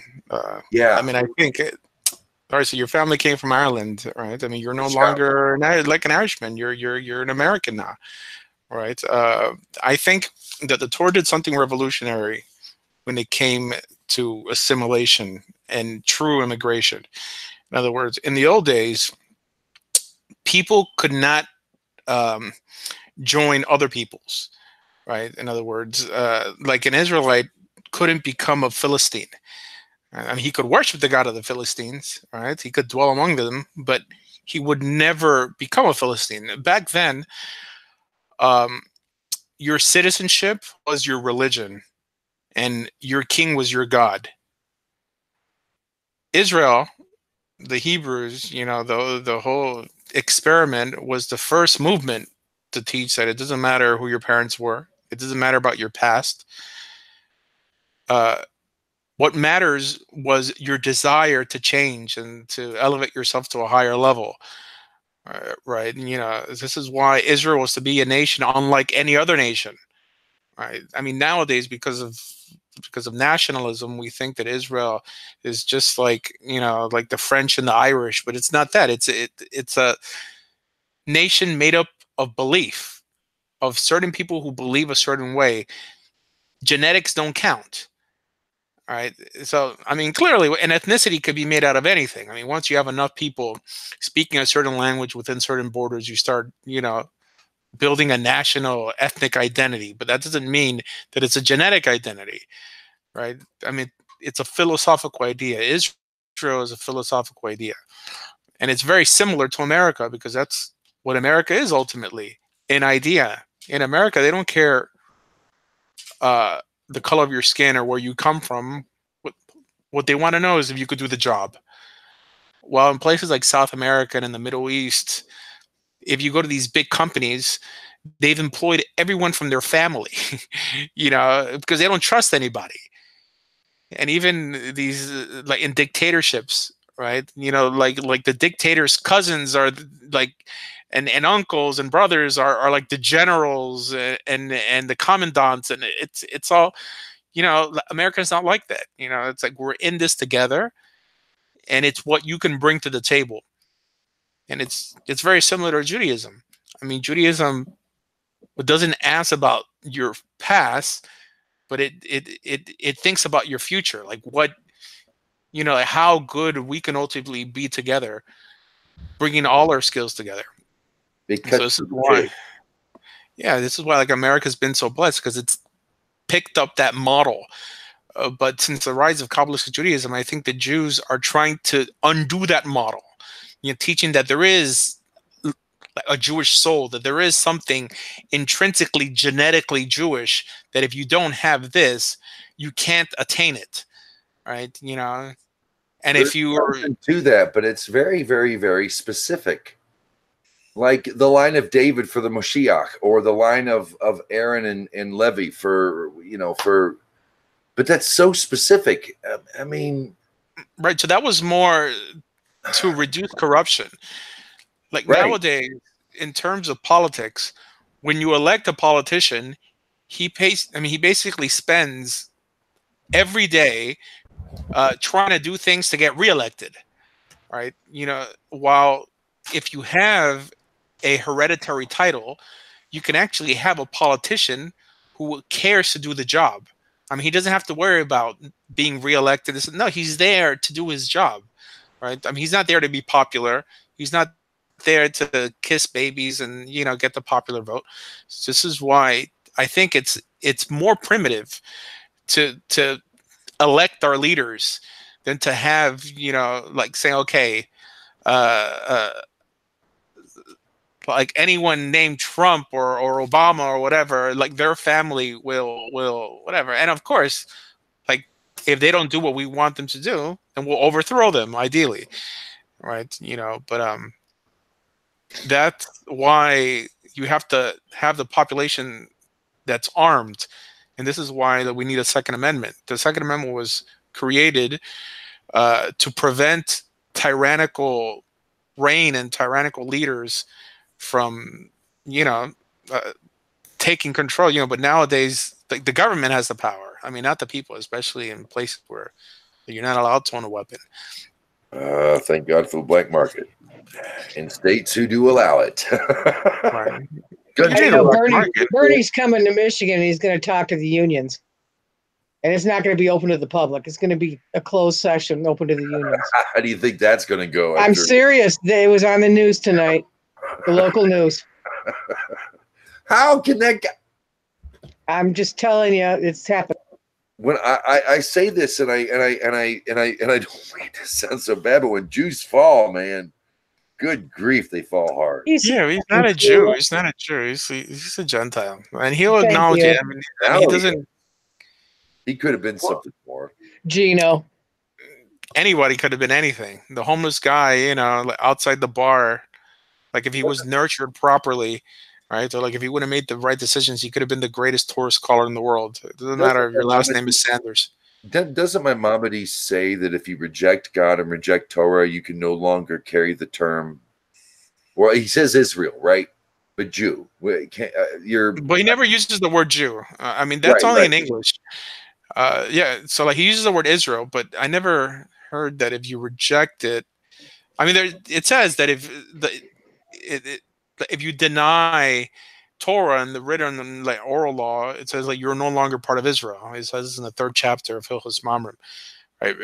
I mean, it's not just him. This is a common thing. This whole love every Jew or anyone with a Jewish sounding last name was invented by Chabad. Right? I mean, this never existed in the days of the Rishonim and the Talmud. It doesn't. This attitude didn't exist. That we didn't pander to people just because they had Semitic blood. We cared about values. Why? We see the Rambam in love with converts. He wrote a whole letter to someone named Ovadia Hager, right? And it was a Ger convert. Like not. He says there's no difference between you and I, and it talks about conversion. And so, I mean, even to him, like Ger meant Ger Sedek. But it shows that they're angry with Jews who walk away from Torah, and they're like enamored and in love with Gentiles who come in, which is the opposite nowadays. Now people love Jews whether they believe in God or not, and they push any Gentile who wants to come close away. So it shows that we're like our values are upside down because we become more primitive. We were elevating blood over ethics. Which is I gotta give the internet credit, though. I have to give YouTube, and there is a platform where there are a lot of Jewish teachings being taught. I know they're not perfect, but I mean, I wouldn't be here if it weren't for the internet. Yeah, I wouldn't be here if it weren't for Rabbi Raps, dude, the MySpace rabbi. I would not be. I would be a hippie floating, like a leaf in the wind. I would be a hippie wannabe Noah Hyde, dude. Farm out, I don't know. We gotta give credit. You know, at least there's there's a voice out there for people who wouldn't know better. And welcome Wade. Shalom Wade. Welcome back, Aaron. Wade, how you doing tonight? Aaron, yeah, and shut up all night, dude. Go ahead, Wade. Oh, hello, guys. Yeah, I remember when I first came out. Well, I was actually looking for information, and I went on YouTube, and I put on the search coming out of the church, and I got a lot of videos about gays coming out to their families. I was like, what? Not what you were looking for. Yeah, you know, I was like, no, that's not it. So, yeah. Yeah, there was, I mean, I'm going to tell you now, yeah. But, you know, so many years ago, man, I mean, there was nothing. You know, I wasn't ready for Judaism. I was still trying to, you know, walk away from Christianity. And I couldn't see myself going right into another religion. I just needed to, you know, find out who I am and who, you know, find pretty much who God is without the New Testament, and that was hard enough. You know, and I think there's a lot of people like that, and there's a lot of people that are so determined to be a part of the group that they go from one religion to another religion without even looking. And, you know, I think a lot of people, they find themselves being a Noahide or find themselves, you know, and when they get there, they're pissed off because, I thought that might punch. Sorry. But, I mean, Yeah, yeah. and then you got You know, John and me shoving a humish in your hands. No. You would try. You know, everybody tries to help. It's, you know, the information is all I want. You know, I'm not. I'm not in Judaism. I come here just about every week. I listen because there's information. You know, I listen because that's how you learn. You know, you read, you look up things, you find out. You know, that's one thing I've learned about coming out of Christianity. There was information. I had to have the nerve to find that information and then act on it. And that's my heart, is to, you know, you have to take in all the information first. You can't just hide yourself in the sand Thank like a you. lot of people do, you know. It's true. But that's my bit. All right, guys. It's about that time. You out of here? I'm out. Adios, amigo. Hey, right. no, I'm dead serious. The next Goodbye, week or so, Shalom. the coming days, let's have some fun. Let's debate the gear thing. I'm a firm believer. So we could have fun. We could make a good hours conversation. Let's do it. Whenever you want in the evenings, it's cool. Okay, good. You're off about 8:30 your time. Yeah, from 7 on. Okay, all right. All right. We'll figure something out. We'll have some fun. I think it'd be fun. I think it'd be good. I think it'd be entertaining and informative and Sure. Yeah. I'd listen. Nobody else is going to talk to you. Shoot, I'll talk. You kidding me? Don't want to talk to I don't talk well anymore, so I don't. You don't. That might be wise. Not me. Oh. No, I've been really tongue-tied lately. I'll be in touch. Asher. Shabbat Shalom. All right, he's gone. And we're still live. Welcome back to the Noahide Nexus. Aaron, how are you doing this evening, sir? Doing well. What's on your mind? What's on your mind? What's going on?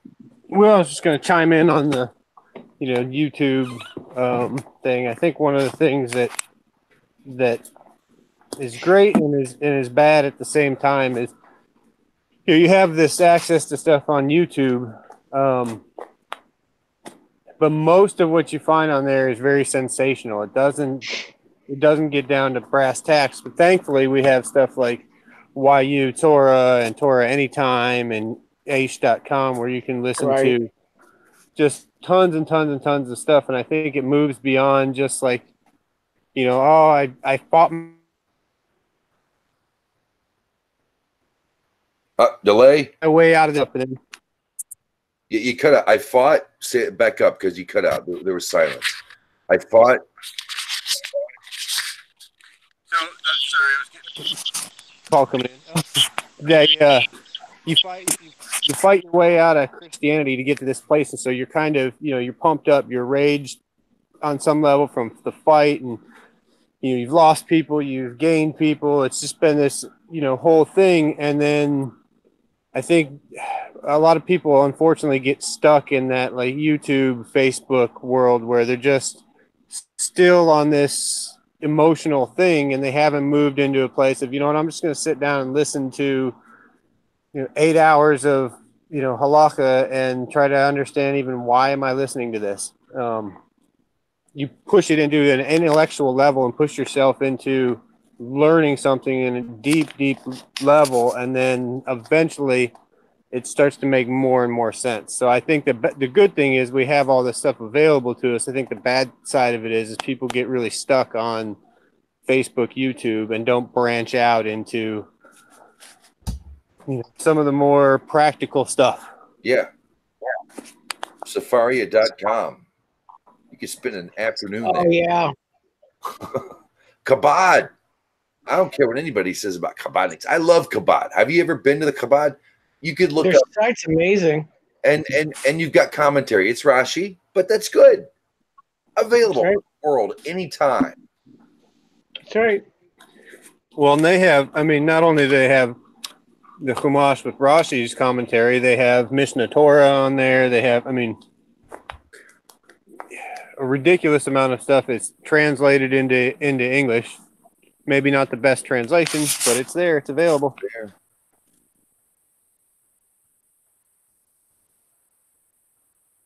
I thought it'd be easier. I still have a naive. I think I'm still naive on this point, that I can get my Christian friends and relatives, family, to just drop the pretense and go over to a Jewish site. Christians hold so much value in their Bible, as they should, because even in the King James translation, you get a lot of great teachings out of that. And I admire, to some extent, the tenacity of the Christian who clings to their Bible. If you believe the earth is 6,000 years old, you know what? I know you haven't read it through and you haven't thought it through what the text says. However, I commend that, because you cling so hard to the Word of God. Albeit a crap translation, bless you. You're not your fault, but I really think, and I thought, and I keep getting proven wrong, and I keep, having this optimism that if the Christian would just take a second, for Jews, for Noahides or Ben Noach or whatever we are, it's so easy for us. We love going to the text. It's a joy. It's a celebration. You want to talk God? You want to talk Bible? Let's do it, baby. Let's get. This is our yeshiva. Yeah, and the Christian shies away. If you could just honestly take a very university approach to the text and listen to it from a rabbi. These are Jews. They're the ones chosen to teach you this. Okay? If you be honest with yourself and just listen what the rabbis say, you don't have to believe. No one's making you believe anything. You're going to get insight. You're going to get some nutrition. You're going to get some delicious, some like fruit off the trees of Eden. And it's nutritious and it's filling and it tastes good. It's good for you. It's so good for you. It's so nutritious. Go to the rabbi. I caught myself when I said delicious, but really it is. It really is like manna. It really is. It's something that feeds your soul. My father, a Pentecostal minister, has a master's in religion and theology and a bachelor's, I believe, in psychology. My whole life I've been pushed like heavy, intelligence, to be intelligent, to learn. But there was always this pretext of, but be careful because logic can lead you down the wrong path. So over the past 8-10 years, me and my dad have, debated many things, and he's gone to periods where he's like, look, I just don't want to talk at all to you about religion. And then 3 or 4 months later, he's bringing something up again. He's watched Tobia's stuff. He's, spent a bunch of time, but he still has this like starting point at Yeshu. He won't let go. Yeah, he won't let go. Everything goes from there. And it's just it's built into, especially like my parents' generation and the ones before that, it was beat into their heads that if without Jesus, you're going to burn in this, there's just no other option. There is nothing without him. Right. So it's always a matter of trying to find him within it, even though, so everything else they can be super intellectual on. Like he's dropped some of his things about, Isaiah 53 with the virgin. Right. He dropped some of those things because they don't make sense with the text. But he still has that, The that Jesus thing. Can't let it go. Right. So it's just not going to, for him, It's who he is. It's never going to happen. Right. It's who he is. Exactly. And is he still a minister or a pastor to his people? My mom died about 3 years ago. I think it'll be 3 years in October, and he hasn't had a church or anything since that time. But he's interviewing again now. Thank God. Well, he might bring some of that wisdom he learned into the world. He's there. They started up churches. We moved around. He started out Wesleyan. He left them to go with Church of God. Then he left them to go independent, and he started like 4 or 5 different churches around the country. Oh, wow. And very much, not your standard run of the mill. He was doing the kind of churches that you could show up in your blue jeans and your t-shirt before it was cool. Right. My kind of church. That's my kind of church. And I used to go in blue jeans and all that to the Episcopal church too. It's like God loves me. He just wants me to show up. Right. Just tuck your shirt in and button your collar. My clothes are clean. Hey, get over it. Fortunately, they've never been against me in this whole, thing. I'm glad for my wife's sake, my kids' sake that, we disagree, but we sit down peacefully, and not all can be said the same for every parts of my family. Aaron, you're a pretty level-headed guy. I have a question, and this is a personal inquest. How's it been in the differentiation in family? I was a very idealist when I married a Christian woman in a very Catholic family in a very small town of good people. And I came in very idealist. Is like, we can't. And we still don't have idols in the house. Baruch Hashem, we have no idols in the house. The crucifix is nothing like that. But okay. Here we go. It's confession time. Here you go, Father Aaron. I've been very selfish in Judaism and not being. At first, I was very intolerant. Frankly, because I just find a lot of death in a church to be just gross. But I've been very intolerant, and I've softened over the years in how family influences my kids. How do you deal with that when it comes to kids? Or any advice? Because I was very hammer, very idol smasher, very I'll be goddamned attitude. And I've softened. How have you come to terms with that in your experience, if I may make so bold? Well, I think the one thing that's really helped me with all of it is just being extraordinarily honest and upfront with my kids.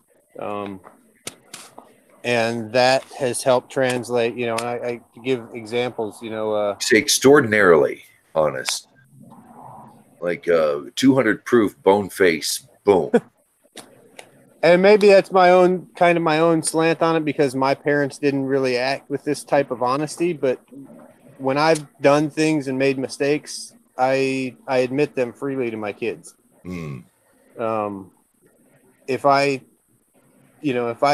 for instance, when we left the church, we went to Hebrew Roots gatherings for about a year and a half, maybe 2 years. We did, you know, we threw out all of our Christmas decorations, all of our birthday stuff. I mean, everything went through. I've heard it's an extreme change for folks. Yeah, we went. I mean, we jumped off the diving board, not knowing how to swim, and it was a change. My kids were young at the time, so it wasn't real hugely impactful on them from that perspective. But later on, as I kind of started, you know, obviously I kept pushing and figured out that, you know, Yeshu is unnecessary. And I've told my kids the whole thing. This is why we did this. You know, I was taught this way, and this is what I thought was right. And I was, because of these presuppositions and, you know, on and on and on, just stuff that maybe you wouldn't typically think you should tell your, you know, 8, 12-year-old, 13-year-old kids, you know, that just letting them know where it is. And so then when they're approached by other family members, how to handle it. Yeah, they know how to handle things without being rude and coarse. And, you know, then I guess also to my family's help, I've always been very, very assertive in a lot of senses. You know, I'm the black sheep of the family, so it's no surprise that anything that comes out of my mouth, and that kind of helps, I think, keep some of the people from bothering so much. You know, they're not like, well, let's try to sneak in a Christmas present here, because they know that might piss me off, and then they're going to have to deal with a lot of words that they don't know how to deal with all at once.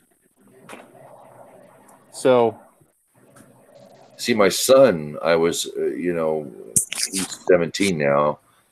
I was very hard yin and yang with him. Very matter of fact. He went to a Catholic school for a year. His grandma thought it'd be a great idea. I said, son, whatever you do, don't pray to that idol. You're going to pray to it, and just, you know, if you want to pray to God, great, but tilt your head away just a little bit. Make some, you know, and all their family, you know, the ex-wife's family hated me for that. But I was like, oh my, he's going to a Catholic prayer. He's going to pray to a damn dead dude on a stick. Are you kidding me? No, hell no.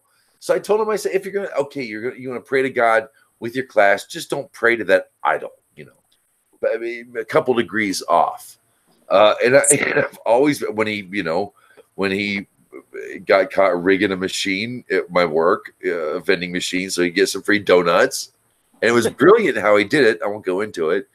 I had him copy by hand the divine code on stealing, which was a 3-week effort. I made him work it out. But when I married my wife now, and our 2 daughters, 4 and 7, I've been much more cautious about my deliberate hammered down thing. I don't want to screw this one up, you know. So while there is a Hanukkah bush,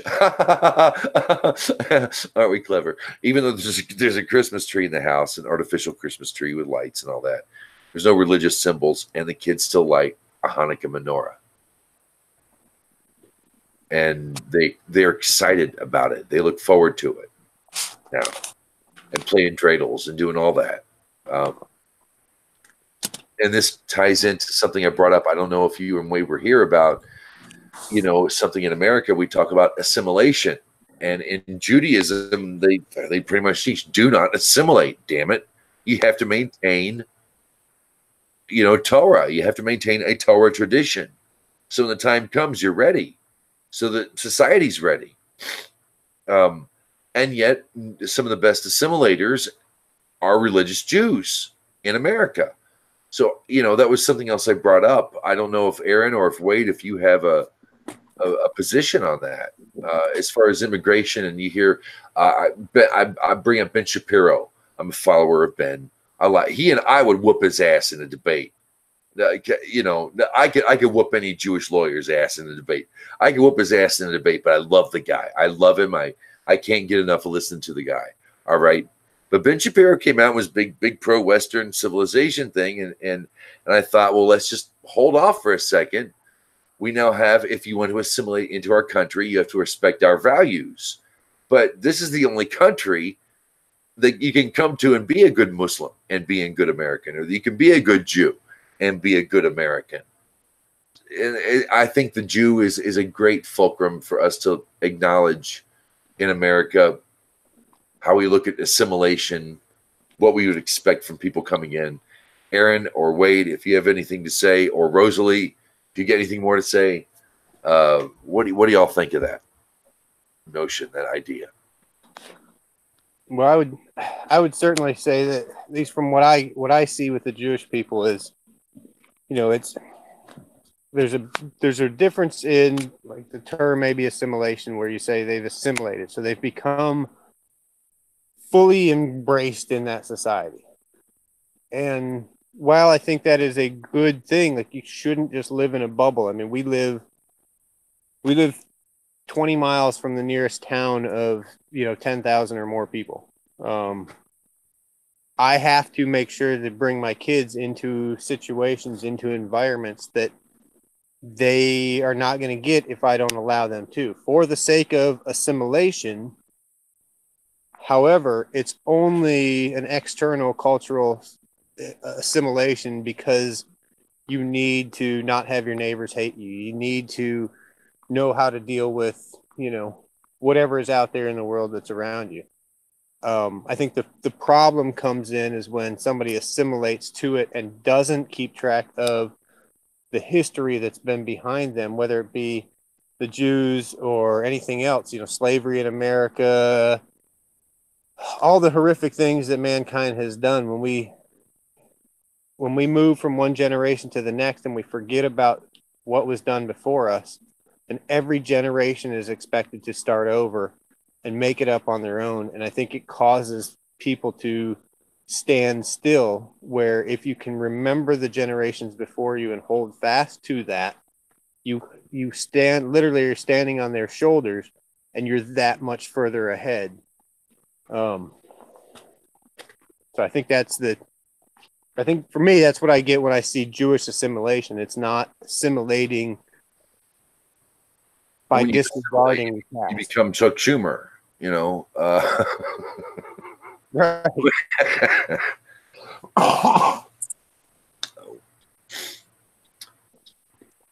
So I think at least for me, that's a big part of, I don't know, maybe my model that I look at and how I deal with my own children in the situation that we're in. I want them to be a part of the world. I want them to have fun. I want them to be able to, talk and all of these things that are important. But I don't want my 11-year-old doing what I did and finding, a pile of pornographic material in a dumpster because him and his buddies were out screwing around when they shouldn't have been. Right. And then all of a sudden now you're exposed to a whole world of things way before your brain can process. Been there. So the goy world. Aren't we a happy bunch?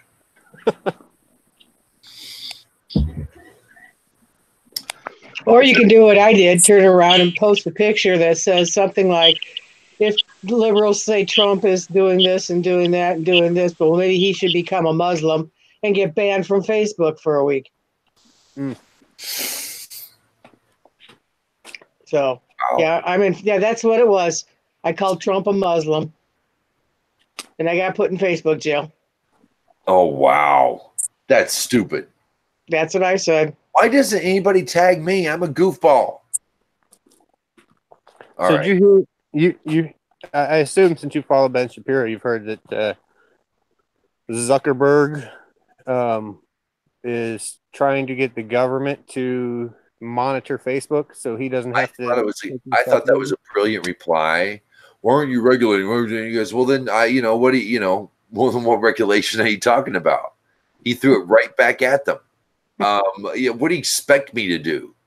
I mean, really, that's a shed ton of freaking information on Facebook. Right. How are you? And it's not all the United States. That's just it. And here's the other thing. Louis Farrakhan still has a Facebook account. Fuck him. He still has a Twitter account. So, need I say more? That's insane. So anyway, I can stalk Facebook. I can read it, but I just can't reply to anything. That's stupid. And saying it goes for Messenger as well. So if you need my email address, if you need to get a hold of me, you can get a hold of me by email or my phone number. So Yohanan John's been his channel. If you don't know, guys, his channel's gone. I thought his was through Google. YouTube, his YouTube channel. Huh. Gone, terminated. Wow. Candace Why Owens went to is Congress. it gone? He doesn't know. We have the right to remove you for any reason we see fit to our community guidelines, some shit like that. Oh, okay.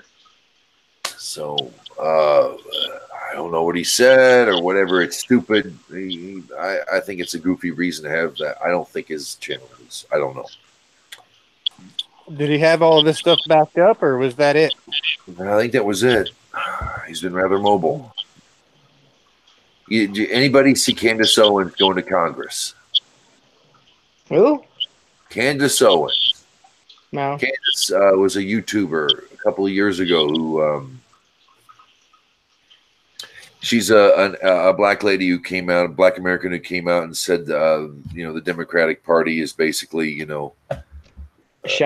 fear mongering to you, my fellow black Americans. And she's gained notoriety. Mm-hmm. And she went before Congress and told a whole lot of people everything that they needed, everything we wanted to hear being said to them about Democrats and race baiting. And that basically brown people should be scared every 4 years. We have to scare them. Put you back in chains. And she gave Candace Candace Owens, Owens. She went before Congress and to a committee and basically told them where to stick it. And she became instantly overnight the most #1 tweeted. I think she did something on Facebook too, but yeah, the most tweeted thing of the week.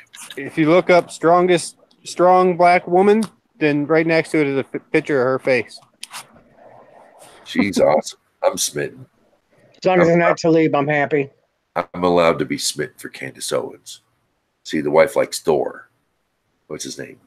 Chris, what's his name? Yeah. So I get my Candace Owens and she gets Thor. We're okay. I'm not in trouble, but I'm smitten with Candace Owens.